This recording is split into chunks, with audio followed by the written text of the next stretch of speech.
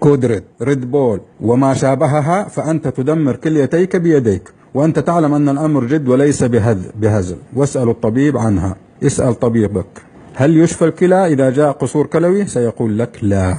هل تعلم ماذا يعني غسيل كلى؟ يعني إنك أصبحت شخص مسكين، من البيت للمستشفى، تقضي يومك في المستشفى لترجع إلى البيت وترتاح من تعب الغسيل، وما إن ترتاح حتى يأتي اليوم التالي أو الذي بعده لترجع للمستشفى.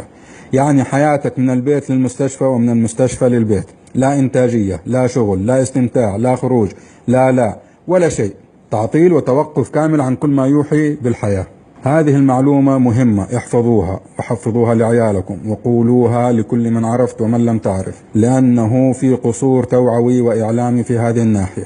يا جماعة، لو كان له علاج، لو كان للكلى علاج، ما كان هناك غسيل كلوي. كان يعطيك حبوب ولا علاج ويقول لك خلاص يرجع الكلى زي ما كان. لا